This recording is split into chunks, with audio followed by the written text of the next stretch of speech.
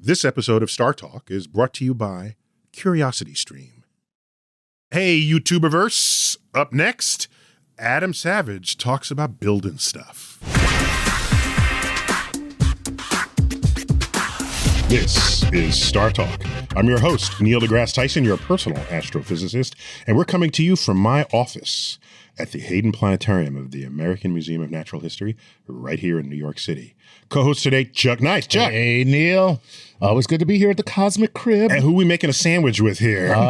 We've seen him before. Yes, we have. We did. The only, the inimitable dun, dun, dun. Adam Savage. Yes! Adam, welcome back. Thank you very much. It was like your third time on Startalk. It's been too long since I've been in this office. And it's been too long. We enjoyed your last visit, and I feel like we're lifelong friends, even though we've only had a few times together. It feels like culturally we like bounce Nice. a lot. Cultural overlap. The cultural Venn diagram has quite the area where you two overlap. And that creates the friendship even It without does. individual time together. I see what you're doing, and I think, oh, that's awesome. That's great. Cool, man. So we've got you on. You actually have a new book. I do. Holy Yay. cow! I'll talk about your book. I'll do the talking about your book. Okay. All right. Okay? Okay. That looks better, doesn't it, Chuck? That's called public relations. When he talks about his book, it's bragging. It's bragging. When you talk about it, it's public relations. There you go. But enough about me. What did you think of my book? So every tool's a hammer. Great title. And this, my favorite picture in here is there are a lot of interesting pictures like you in your workshop, and my favorite is the stuff that you dumped out of your backpack. Oh. But then neatly organized it. Oh, yeah. That was just cool. I like seeing what's it. And I like John Hodgman's comment. He said, this is a map of his brain. Nice. I thought that was a very good comment. If you feel like venturing into that unknown territory, For some people, you don't want to go there, Right. But for Adam Savage, you want to see what's been driving him his whole life. That is so funny. Some people you don't want to go there. Just my wife left she journals, and it was out. She journals, and so the journal was on the bed. No, you did not. No, I'm laying on the bed and watching TV. The journal is sitting right there. She comes in the room. She goes, "Oh my God, I left my journal open." She goes, "You didn't read it, did you?" And I went, "I don't want to know what's going on up there. I don't want any parts of what is happening in your head." If your wife said, "I hope you didn't read my journal," that does not bode well. Yeah, no. What movie exists in which someone read someone else's journal and it all turned out great? Hey, good point. Yeah. That's so There funny. ain't no movie about that. Right. Now, my twin boys used to like sit in their bunk beds and talk every night. And my mom was like, "What are they talking about?" I'm like, "I don't know. That's their private moment. I'm not going to listen." Yeah, I don't want to know. Let them have their moments. But I want to know what's on in his head, and so does our fan base. Now that is so true because I have their questions. Because this is a Cosmic Queries edition of Star Talk, and we just solicited our fan base questions knowing they'd land in the lap of Adam Savage about just making stuff. Yeah. And so Chuck, I haven't seen them. Chuck reviewed them just this I'm morning. actually reviewing them, and and Adam hasn't seen them, so let's see what you got. Yeah, and these are All cool. right. And as usual, we always start with a Patreon patron because they support us. Because we're that low. We're that high. We're that high. Okay, we okay. have supporters. I want to be a member of Patreon so that I could get my questions answered by Believe somebody. it or not, you can. You can actually donate to Patreon and then ask yourself a question. That's how I get on that list? Exactly. That's what I will do. I will ask myself. That would be funny, actually. All right, I'll do that. All right, here we go. This is Bike and Bird says, hey, Adam, we've all heard of examples of items or procedures getting discovered by accident. Microwaves, penicillin, even chocolate chip cookies. Through all of your different experiments, was there an outcome or product that was produced that was applied to another test, or maybe even applications outside of the show? And this is that kind of like from Texas. Did he invent anything Did you by ever accident? invent anything by accident? It was a long way. It was a long walk around the block. That was a long off ramp. Exactly. You took the clover leaf to get back on. I have a comment and a question, but an autobiographical story first. Actually, And by the way, there's a word for that in science. It's serendipity. Okay. Yes. a great word. Mm-hmm. There was a moment. So I can't think of anything we invented by accident, but I do remember we were on Discovery. We were on Hawaii Okay. doing on MythBusters, shooting Duct Tape Island, and this was the conceit. Jamie and I get stranded on a deserted Jamie, your island. co-host from MythBusters. So Jamie Heineman and I get stranded on a deserted island, and all we have is a pallet of several hundred rolls of duct tape. What do we do? That's So we Wait. So is MacGyver tuning into this episode? Right. Exactly. More things to do with duct tape. Exactly. Okay. So we made shelter. We actually made traps and caught chickens. We ended up making a 21-foot long outrigger canoe with which we were able to get past the breakwater of the North Shore of Oahu. But there was a moment when Jamie was asked to make a still for distilling fresh water from the salt water. Okay. And so he was digging into the beach to make a hole. And the procedure is you dig into the beach, you make a hole. It's going to be a kind of a damp hole because it's on the beach. And you let sit in some plastic with a rock in the middle. And as water condenses from the salt water, collects on the inside of the membrane you can catch it in a cup and drink fresh water. However, Jamie noticed that when he dug in and tasted just the water that was being filtered through the sand, that it was much less brackish and salty. And so he got really excited about the idea that the sand of the beach itself was a filtering the water. Interesting. And we explained that this was a whole episode about duct tape. And while this was really interesting, it really didn't fit within our narrative. Right. But he kept insisting. And so we ended up shooting this whole sequence with Jamie, which I think we put on the web because that was the most interesting part of that day for him, was the idea that the sand filtered the salt out. But this was a classic thing of Jamie going, this is the thing I'm interested in. And we're saying, no, that's not what the episode's about. He's like, I don't care what you're saying. Make a new I just want to episode. talk about this thing. Right. And now I love all my water gritty. Yeah, just a little. I need just a little bit of grit in all of my I'll water. drink it out of my boot. Thank you. Cool. All right, cool. Next That's question. a great story. Great story. This is John Cole from Facebook, who says, between Startalk and the Tested YouTube channel, I am in heaven. Hello, Adam. How do you get over the maker's equivalent of writer's block? Wow, what a great This is a great question. Good one. John Cole, you are thinking, my friend. So do you ever just walk into your garage and say, I don't know what I'm going to put together today? Totally. Really? But more than that, I also hit moments where I spend a whole day assembling something and realize that I've assembled it chirally backwards. And that I have to take the whole We must thing explain what apart. chirally Well, means. chiral Chuck, is left explain and to right. everyone Your hands chiral. are chiral. I was going because- to let Chuck explain. I'm so sorry. Okay. Chuck, what is chiral? It's the mirror image without the mirror. Nice! Ooh, that You was like that? much more concise. That was than way mine. better than where you were going Yeah, it with that. was. I was being way too wordy. Because you can make something that is the mirror image of itself. Right. And then you hold them together in their mirror images. Exactly. And our amino acids have one chirality, and they all have the same chirality for all life on Earth. And when we found amino acids in asteroids, we found that they were 50-50 of both chiralities. So we knew that it didn't care. And there wasn't one life form, because amino acids aren't alive yet, that overran the other. So our chirality is the one chirality in the whole world. And there's suspicions that if there was another life form with the other chirality of our molecules, that you wouldn't be able to metabolize them if you ate them. Wow. Because the molecules wouldn't fit together. They wouldn't yeah. fit together. So you might not even be able to break taste down. it. Right. Oh, that's cool. And they would probably be like a guy. One half of his face would be black, and the other half of his face would be white. It's really angry and sweet. And he's right, exactly. Wow.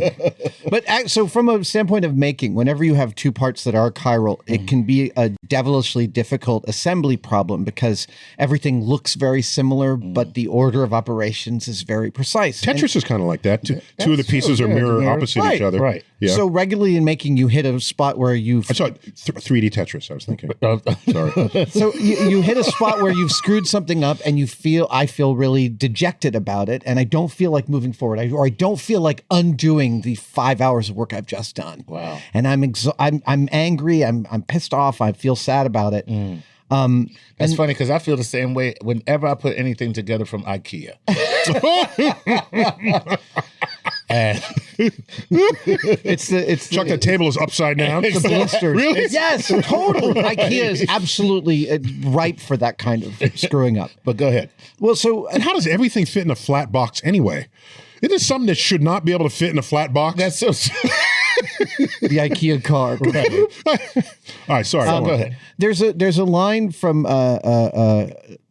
Mary Carr, who wrote Liars Club, wrote about about what she does with writer's block. And she says, if I can't think about what to write, I sit at my desk and I copy writers I love in longhand because my fidelity at the desk is to be writing, whether it's my own writing or not. Wow, what an exercise. It's a beautiful exercise, and I Really? take that to heart in the shop. If I can't think of what to make, I organize something in my shop, a drawer, a shelf, a bin. I take something and I adjust it because So you do shop time no matter I what. do shop time, and I do so much more shop time than I ever did before because I realized it's a deep part of that whole process of prepping the shop and prepping myself for the work. I do a little bit something like that. I have a book called The Greatest Wits of All Time, and they're phrases out of letters and correspondence from people that have extraordinary wit. And I just read it. I say, wow, that was an awesome juxtaposition of words or Yes. phrases or rhythm.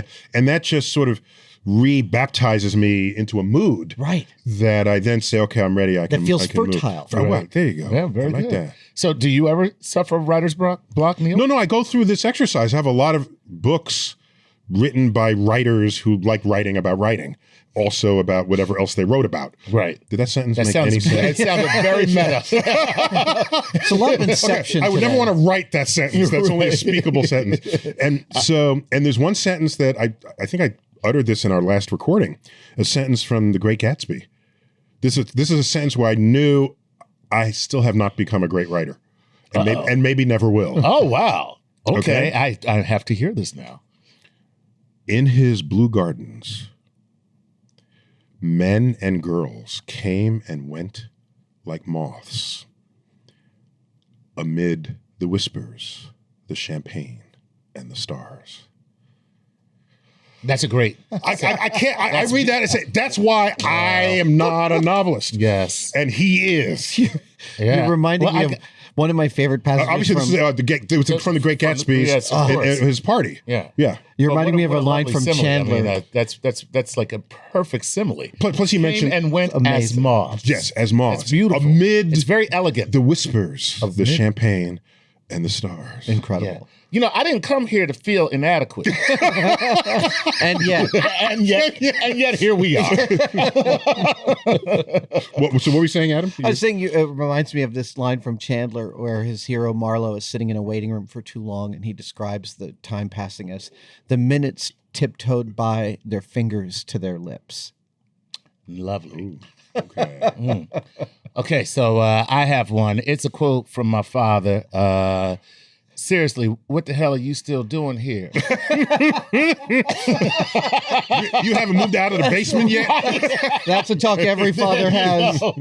All right. And just to remind people, we got Adam here because he's got a new book. Yes. We would have him anyway, even without the book. That's Let me right. just make that clear. Absolutely. I appreciate Okay, but he was made available to us by Simon and Schuster. Okay, for free, right? He was like in New York doing media, and I guess we count as media. You do? We do, yeah. Nice. Yeah, I can handle that. Every tool's a hammer. Life is what you make it. I see what he did there. Yeah, it's Subtitle. very cool. That's right. So Adam, Two Every double tool is a entendres. hammer actually does sound like something Donald Trump would say, though. I'm just saying. You know, the phrase of mine he's grabbed is I reject your reality and substitute my own. oh, Very nice. is that a quote from you? That is. And he actually quoted that. No, he hasn't quoted Oh, that, but but he's clearly just it's living his it. entire life. He's is just that. living it. Living it. Okay. I love it. All right, let's take Mitch Morris, who comes to You're us. doing well with the words, with the names today. That's Chuck. because they're regular names. regular. Alliterative, Yeah, alliterative. how racist can you get? I can get a lot more racist. I'm just letting you know, since we're asking. All right. But you are right. That is it's extremely what do you call it? Presumptive of me. yes. All right, here we go. Mitch Morris from Instagram. Get a lot more. Mitch Morris from Instagram wants to know this. What is the most important tool ever invented? That's for the both of you. What an interesting little question. Very simple little question, but very interesting. I'll answer first because I want him to bring closure to this question. Yeah. So when I was younger, I said, "Wow, this crescent wrench is really useful, right? Because you can adjust it." And then I discovered the Miter saw? no the Vice grip. vice grip. Oh. And I said, "Oh, I've died and gone to heaven." Yeah. Vice grip. And then You got better than vice grip? yes, Go okay. ahead. The most important tool is money to pay somebody else. That became the most important tool. I ain't fixing this plumbing. I'm going to hire a plumber. Wow. That's going to be my toolkit for Capital. You may have just answered the question. Okay. I have to say, in the circles I travel in, a crescent wrench is known as a nut corner rounder. And the vice grips are known as the professional nut corner rounder. Okay. They can mess up. Don't get me wrong. I love both of Corner those rounder tools. means taking your hex and removing the edges to it. Until it can no longer be. Right, a yeah. nut corner rounder. Nut corner rounder. Right. I have to go to the simplest. I mean, one of the 6 simple machines, the lever. I feel like the ability to move heavy objects with a mechanical advantage, and the lever exists before the wheel or any rollers to me. He's stealing Archimedes, who said, "Give me a lever and a place to stand, and I can move the world." I don't think he said lever. He just said, give me a place to stand. Give me a place. I think he was describing the object. Yes, of he was course. holding. But I'm saying he doesn't. He that was implicit. Okay. He doesn't give me a lever and a place. Just give me a place to stand, and I can move the world. Beautiful. There you go. Yeah. Yeah. Next question. All right. Good stuff. Okay, lever. I'll give you a little lever. We do the lever. Next question. Here's the next question from Wumu Shop. Wumu Shop. Yes. Sounds problematic. It does. Do you have a brain injury that's preventing I think I just had a stroke. Right. I really. All right. Right. What? Can't pronounce. Wumu Shop. Hi, Neil and Adam. You guys are both my heroes. Which would you say will be the more important for the future of invention? Good old-fashioned mechanical know-how or advancements in material science, i.e. inventing a new type of suspension bridge that is stronger and lighter versus discovering a stronger and lighter titanium alloy. Ooh. Okay. We don't have Very time good to answer that. Oh. So, well, there you go. We're going to take a Wumu break. Shop. More when we come back of the Maker's Edition of Cosmic Queries. This episode is brought to you by CuriosityStream, a subscription streaming service made for viewers with inquiring minds, including Startalk fans just like you. Get access starting at $2.99 a month. Let me tell you about CuriosityStream's How to Build series. If you're a person that's a maker and you want to step up your garage game, well, this is the show for you. It gives you unprecedented access to some of the world's most advanced engineers who are responsible for satellites, supercars, and the wings of jumbo jets. Their satellites episode is really cool. They talk about how to build a machine that will live for over a decade in space. And of course, how it will deal with the harshness of the environment of space and the suspense about getting it into orbit. Go to curiositystream.com/StarTalk for unlimited access to the world's top documentaries and nonfiction series. And for our listeners, enter the promo code StarTalk when you're prompted during the sign-up process, and your membership is completely free for the first 31 days. And now, back to Adam Savage on Startalk. We're back. Star Talk. Adam Savage, the one and only of Mythbusters fame. And he's running on his own, making stuff. He's got a new book out called Every Tool's a Hammer. Life is what you make it. You see what he did there, Chuck? Very nice. He did that. I got Chuck Nice with me. Yes, sir. And we're doing Cosmic Queries. Yes, we are. And before we went to break, we had a question from Wumu Shop who says, hi, Neil and Adam. You guys are both my heroes. Which would you say will be the more important for the future of invention, good old-fashioned mechanical know-how, or advancements in material science? Adam, go. Good old-fashioned mechanical know-how. We are always going to be advancing in material science, and there will sometimes be things that we cannot replicate because we lose a technology or we forget a process. But as long as we have a deep foundation in mechanical knowledge, in making things and the roots of the physics of putting stuff together, we can utilize those advances and we can adjust to the changes in the available materials as they come. Wow. Great I only answer. kind of agree with that.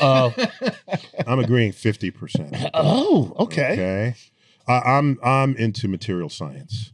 It is one of the most underappreciated, unheralded branches of science in this world. Okay. All right.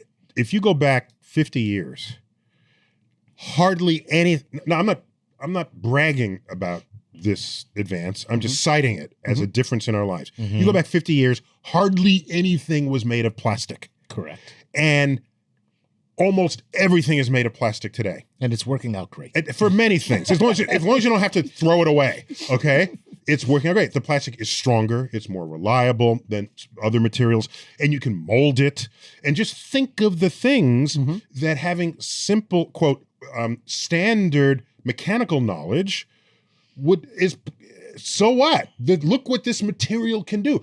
They're materials now that have memory of a shape they once had. Okay. So you can deform it. sleep on it. Then you like wet it, and then it goes back to the previous shape. That got nothing to do. Nothing in your lab, nothing in your garage is ready for that. But within the one is better than the other.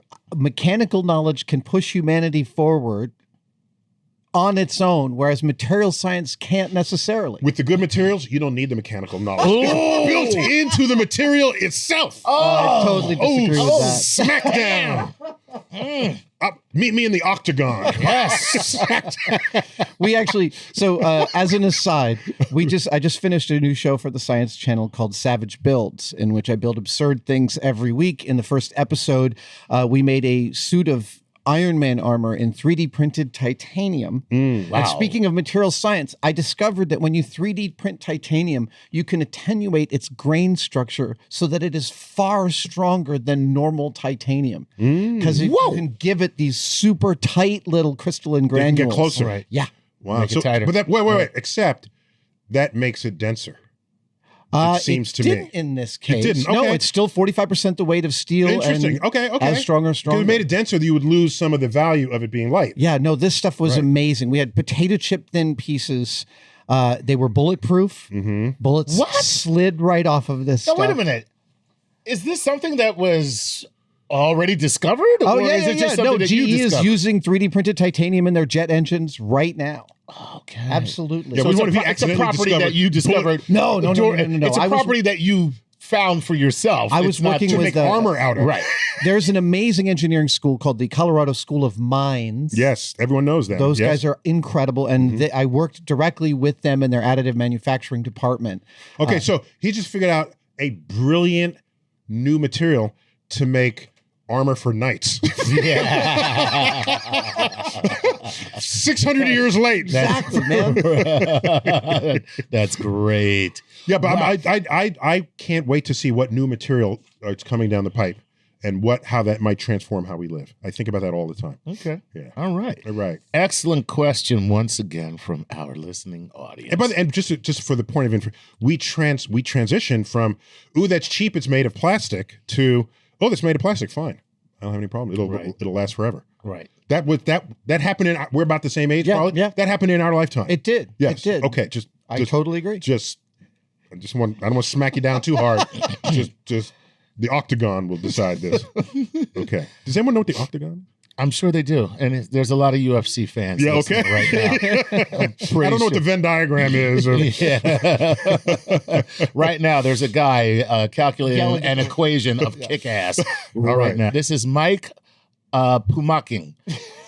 Pumaking? Pumaking. Pump making? Pump making. I don't know. Okay. Mike said, these people, I think they're just screwing with me. You think so?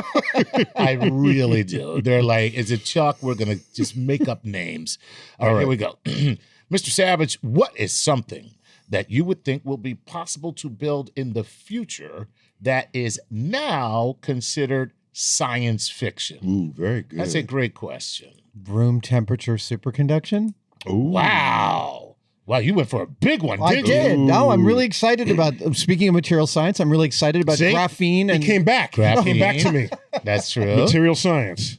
All right. So that's your answer? That's my answer. Room temperature superconduction is going to be I believe it will happen in our lifetimes. I think that And once that happens, will we actually be able to have, spaceships that stop and hover? And I don't know. You know? At least we'll probably, one of the things we'll learn a significant amount about is our brains, is whether it's the processing power of our brains. I feel like as computers become more powerful, they're going to become a real interesting window into consciousness and sentience and what it is to think about the thinker. Nice. I hadn't quite heard it put that way, but now that I have, I agree 100% because it's hard for the brain to study itself. But if we make computers that are becoming better approximations of our brain, now we have something we can study. And so we would asymptotically come to an understanding of our brain simply by making our computers that much more complex, possibly one day achieving consciousness themselves and becoming our overlords. There you go. That's how the story ends. I think if we ever made a machine conscious, the first thing it's going to say to us is, "What the fuck did you do?" That's so true. Gotcha. All right, next question. All right, cool. Good question. Cosmic Queries version of Startalk. See, now here's somebody. He calls himself or herself the Dragon Horde of Dice. Dragon Horde of Dice. There you go. That person, mama, probably did not give that person that name. No, but I think her name is Kate because it says at Kate Nader. Okay. So there you go. Hey, for Adam, since I know you do cosplay, what is the most complex mechanical prop costume you've ever tried to build? Like a prop or costume that had no moving parts or could collapse, expand, or something that you may have tried to just recreate. Did you make Transformers proud ever? Oh gosh, no, I have not done a Transformers costume. A few years ago, I've been obsessed with armor since 1981 when I went and saw Excalibur with my dad. I love Excalibur. John Borman's my film top is 5 favorite films. Amazing film. And then I learned disturbingly. Yeah, that I know the fact you're about to tell me. Go ahead. Oh, really? No, maybe not. I don't know the fact, please. Excuse me, I'm having a private conversation with my man here. Okay.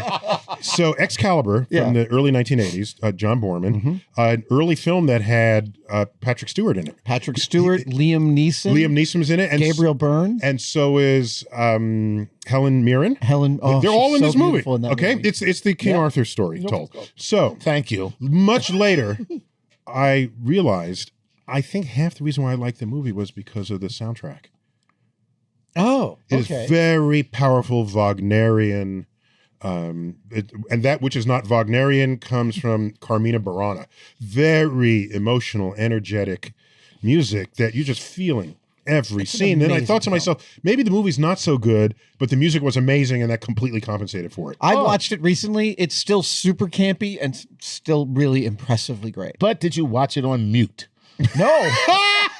with subtitles and mute. Try that next time. I did not apply a control, Chuck. Okay. So your answer? So I've been obsessed with armor since then, and I actually, when I was a junior in high school in 1984, I built a suit of armor out of roofing aluminum with my dad and wore it to school on Halloween and passed out of heat exhaustion in third period.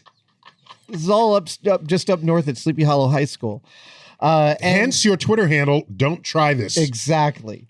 And at home. A few years ago, I called up Terry English, who's the master armorer that built all the armor for Excalibur. He lives in the southern tip of England in Cornwall. And I went to his studio a couple summers ago and spent 10 days embedded with him as his assistant while he and I manufactured me a suit of King Arthur's armor from Excalibur. You were an apprentice. I was an apprentice, and we made me my lifetime goal suit of armor of Arthur's armor from Excalibur. Wow. That's pretty intense. It was so intense. It was amazing. He lives in this incredible sort of overgrown shop in Cornwall.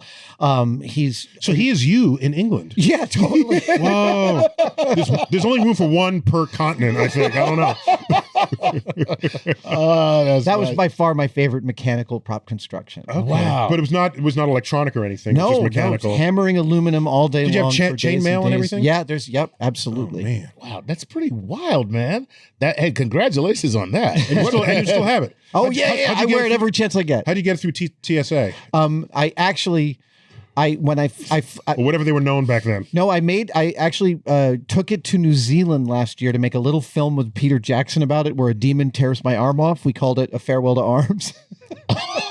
Okay, things are getting weird real quickly here. Okay. When I carried the armor with me, I was thinking, this is priceless to me. I can't really insure this. So I checked it as luggage with a GPS transceiver in my luggage so I could monitor it being loaded onto my plane. That's pretty wild. I felt if the airline was going to tell me they couldn't find it, I wanted to know that I could find it. I got to tell you something. Plane goes down, they can't find the black box, but we found the suit of armor. We found the suit of armor. I don't know anybody else. We have no idea why all these people are dead, but we do have an awesome suit of armor right now.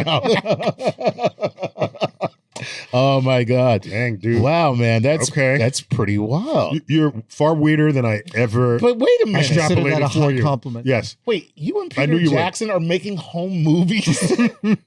Occasionally, What's yes. going on? And for those who didn't know, the Lord of the Rings series was mostly filmed in New Zealand. That's By correct. Peter Jackson. By And Peter Jackson was inspired to, one of the key inspirations for him in making Lord of the Rings was Excalibur. So I'm not the only one who No. likes Excalibur. No, it's my dude, top it's 5 super movies. important film. My other 4 are really weird, not that, but that's in there. That's Sweet. okay. I can't say it's one of my favorite. Yeah, okay. Yeah, I'm not cool enough. All right. I need help. Here we go.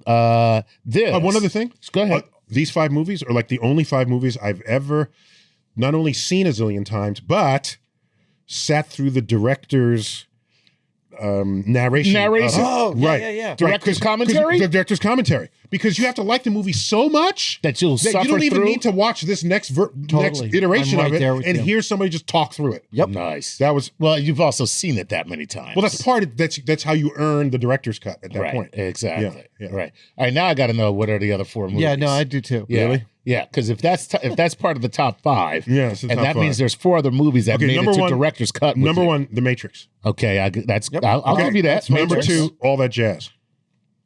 with Bob Fosse. Bob Fosse. Okay, it's his movie. Yeah, That's a good one. Roy Okay. Scheider. Roy Scheider sort Roy of Scheider, playing Bob Fosse. right. Okay.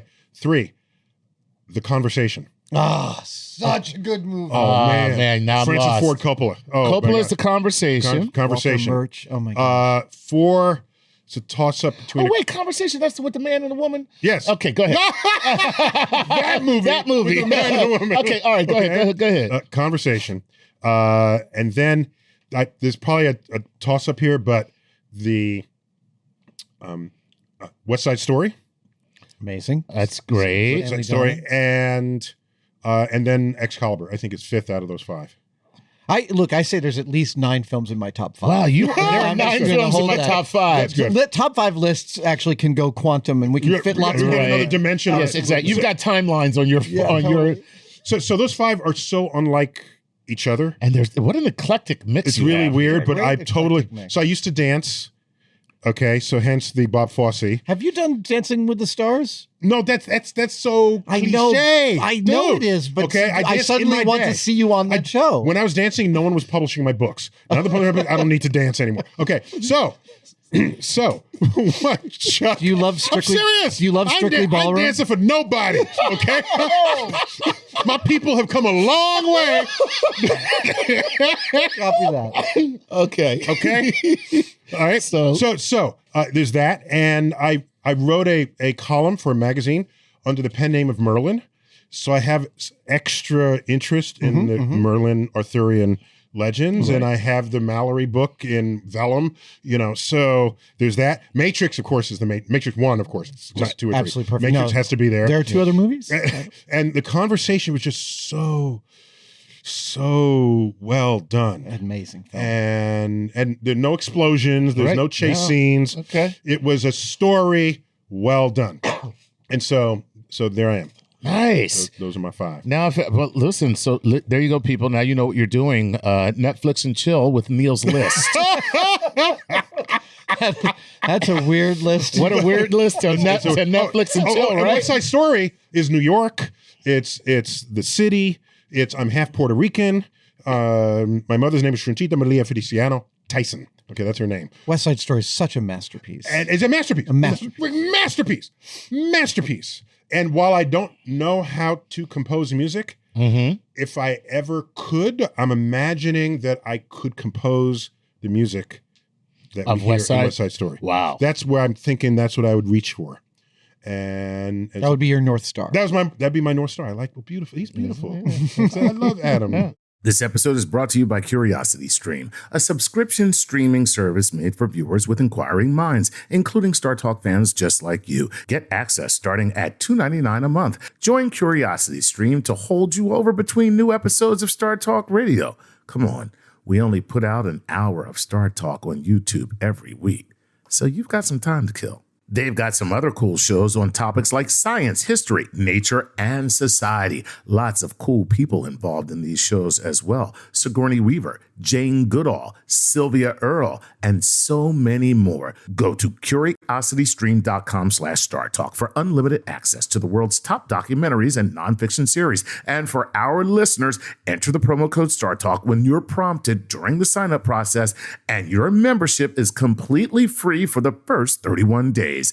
And now, back to Adam Savage on StarTalk. Back for our third and final segment, and I don't want this show to end. This is a good show. Maker Cosmic Queries edition with Adam Savage, who makes stuff. Every tool's a hammer. Life is what you make it.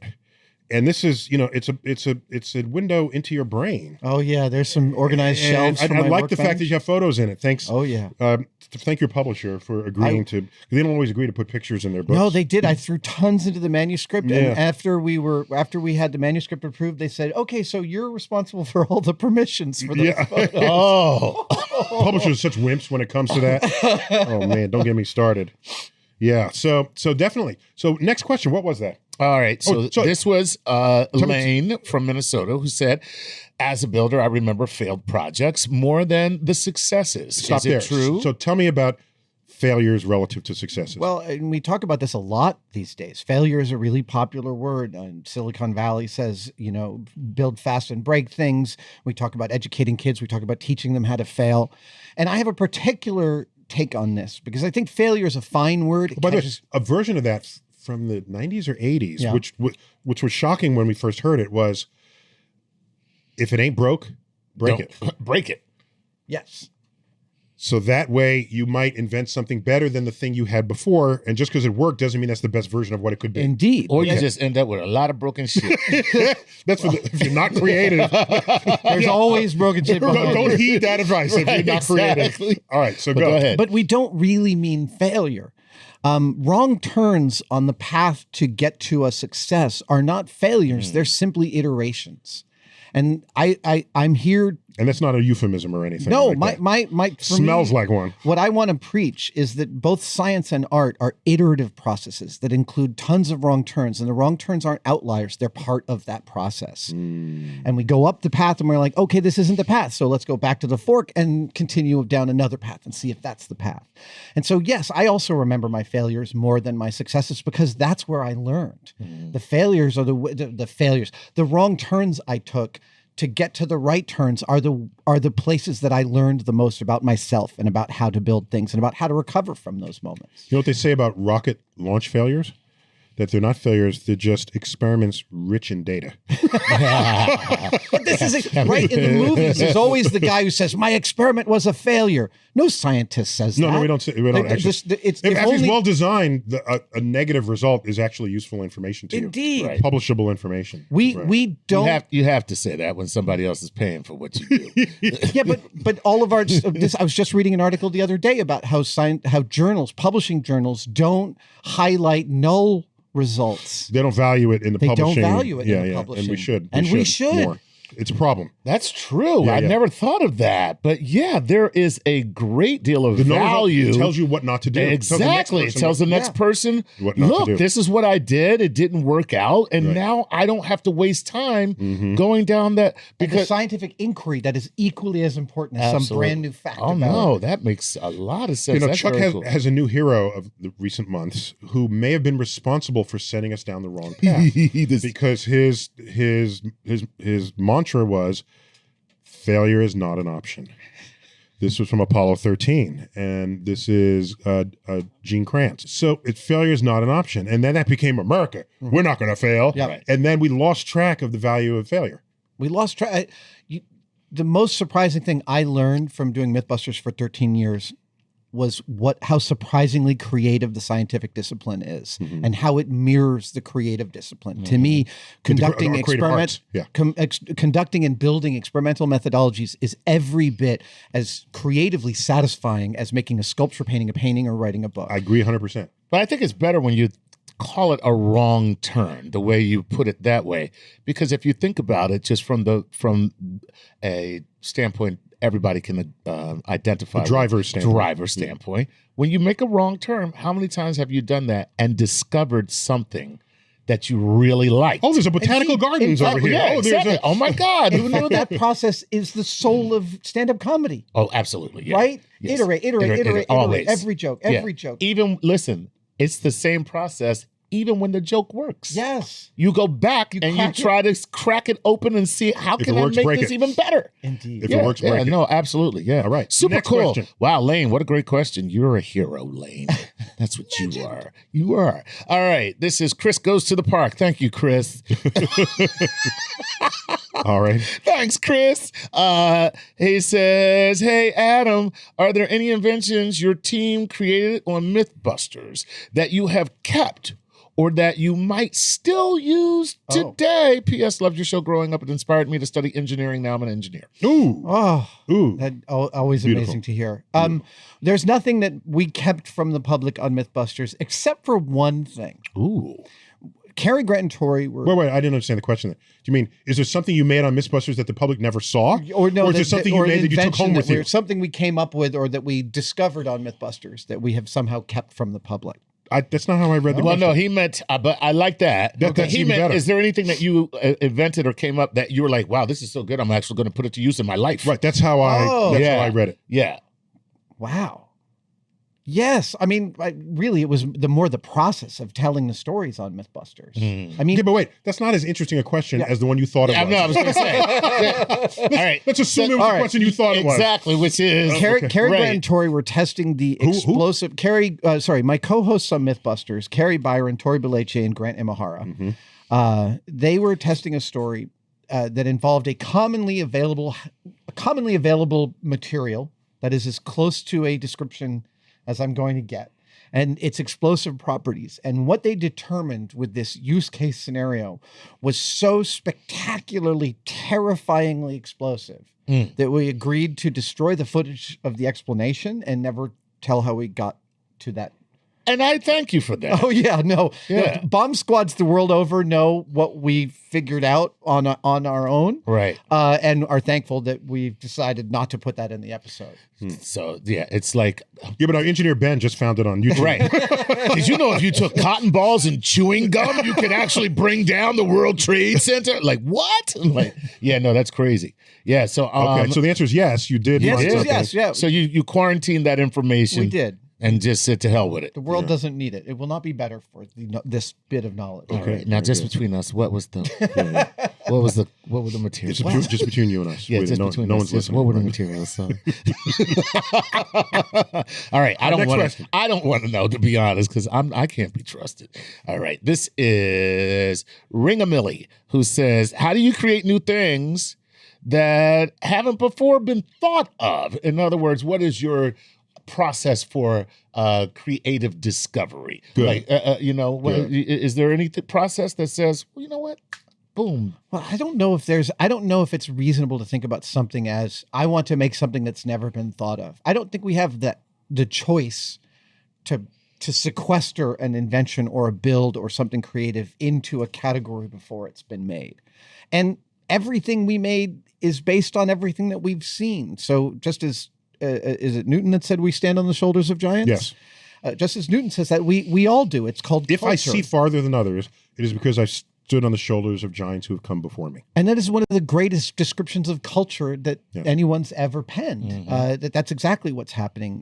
When I was, Especially now. When I was 17, I saw Alien. It took me 5 years to get the aesthetic of H.R. Giger out of my system. I had to recapitulate the aesthetics that he was doing because I found it so powerful until I kind of understood it. That recapitulation. So that person is the what to the movie? He does. H.R. Giger designed the Alien You monster. said that like, well, but we all have No, beer I'm with sorry. H.R. Giger. H.R. Giger I'm is this sorry. crazy German who designed all of the creatures and alien technology from the original movie Alien, with Ridley Scott's first science fiction film. Yes.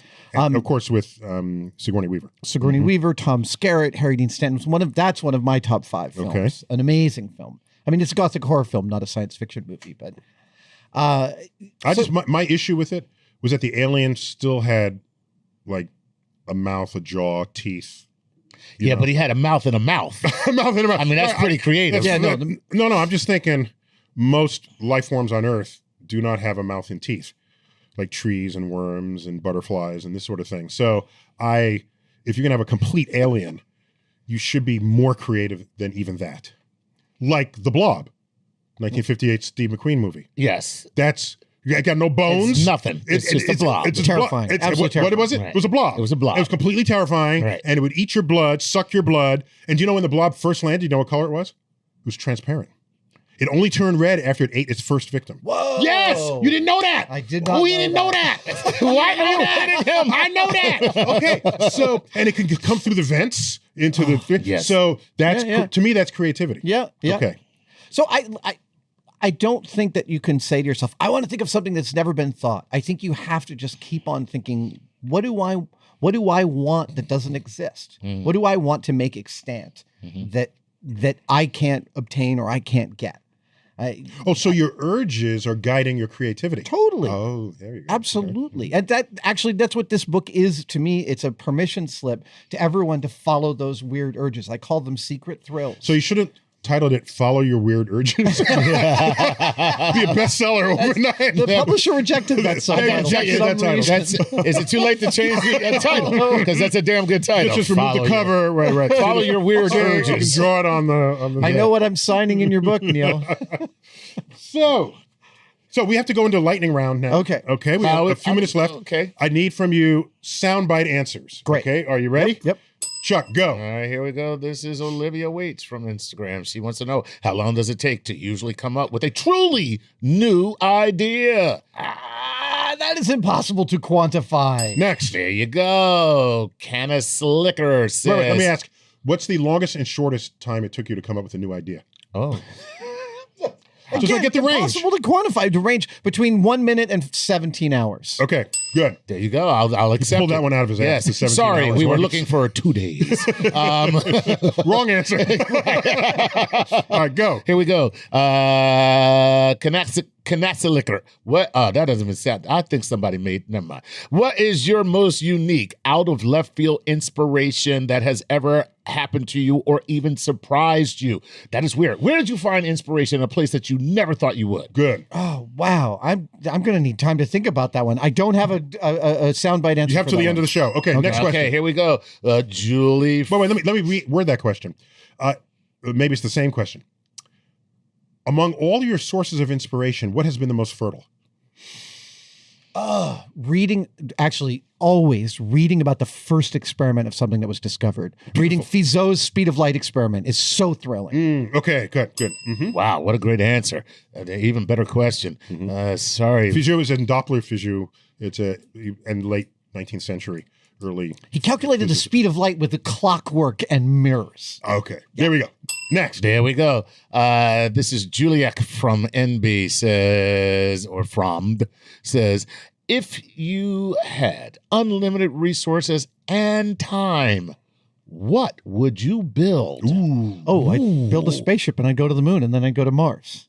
There you With go. unlimited resources and material, yeah, totally. I would start some interplanetary exploration. Beautiful. Love it. All right. In this office, I love that answer. All right. Last question. No. That's it? I don't think we have time. There we Just go. for final reflections. Chuck, give me your final reflection.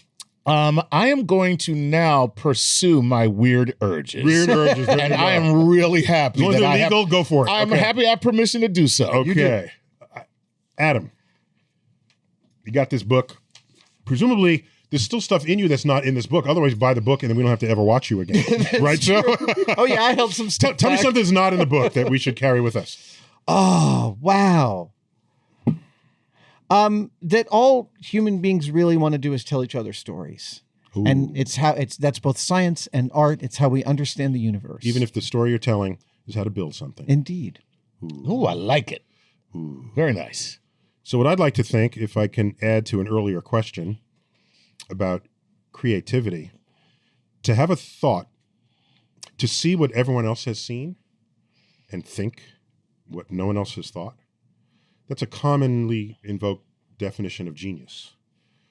But maybe it's not genius that we're honoring there. Maybe it's hard work where you have a lot of dangling thoughts within you because you've read a lot of books, you've seen a lot of movies, you've spoken to a lot of people, you've done a lot of tinkering, and they're sitting there waiting in your head. And then you walk amid all of these dangling parts. And you say, give me 2 bits of that, 1 part of that, 1 part of this, because they're available to you to draw from. And out of that comes a brand new idea, a brand new object, a brand new concept. So I think the people who are cited as the great inventors and geniuses of the world are simply those who have more bits and pieces in their lives waiting to be assembled into something new. I totally agree. Very nice. It's beautiful that you agree with me. Because I pull that from the cosmic perspective. Adam, thanks for being on Star Talk. Chuck, as always. Always a you're pleasure. my man, dude. Adam. Pleasure, gentlemen. You've been listening to, possibly even watching, this episode of Star Talk featuring Adam Savage, formerly of Mythbusters, and now he's just making stuff, and he's got a Science Channel program that I can't wait to catch. Give me the name of it again. Savage Builds. Savage Builds. Nice. Sounds angry. June 12th. Okay. June 12th. There you go. Science Okay. Channel. Summer 2019 on the Science Channel. I've been your host, Neil deGrasse Tyson, and as always, I bid you to keep looking up. This episode is brought to you by CuriosityStream, a subscription streaming service made for viewers with inquiring minds, including Startalk fans just like you. Get access starting at $2.99 a month. Let me tell you about CuriosityStream's How to Build series. If you're a person that's a maker and you want to step up your garage game, well, this is the show for you. It gives you unprecedented access to some of the world's most advanced engineers who are responsible for satellites, supercars, and the wings of jumbo jets. Their satellites episode is really cool. They talk about how to build a machine that will live for over a decade in space. And of course, how it will deal with the harshness of the environment of space and the suspense about getting it into orbit.